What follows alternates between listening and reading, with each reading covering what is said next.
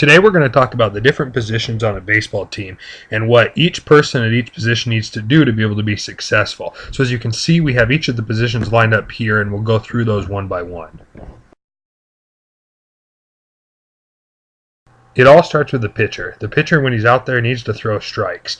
He also, since he has the ball in his hand and nothing starts until he throws the ball, he controls the flow of the game with everything he does. And if he's not changing speeds and he's not throwing fastballs and then sometimes curveballs and throwing them faster and slower, then hitters are going to be able to get a pattern off of him and just rip it. So he needs to be able to control that so that they can't guess at what he's throwing.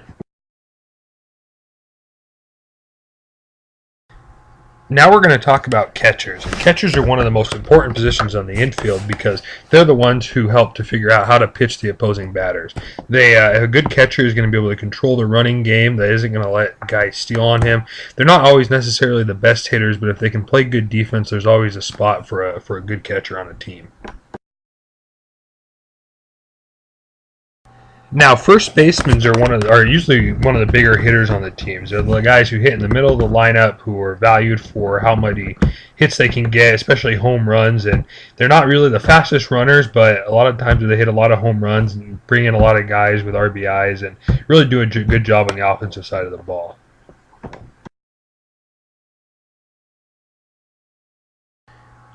Now, second basemen are usually some of the lighter hitters on the team. They're the guys who aren't really expected to hit a lot of home runs or hit for a lot of power, but they usually play pretty good defense and are usually pretty quick. And if they can do both of those things, then they're usually pretty valuable because they can help out the team on defense rather than just when they're up at bat.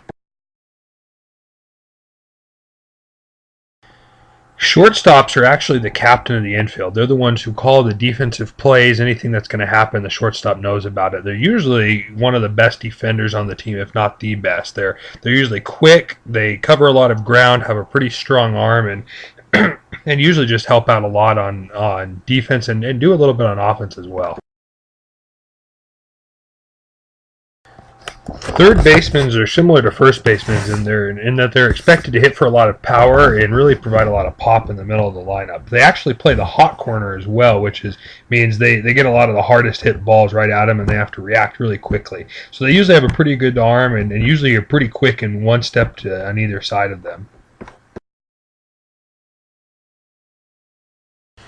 Now, outfield is different depending on the position you play. If you're in left field, you're usually not a very good defensive player. You're usually a little bit slower, not really the best arm, but you can usually hit pretty well. If you're in center field, you're usually fast and cover a lot of ground and can typically hit pretty well as well. And then in right field, those guys usually have great arms and can throw real hard and get the guys out who are trying to advance on extra bases, and they can usually hit well as well.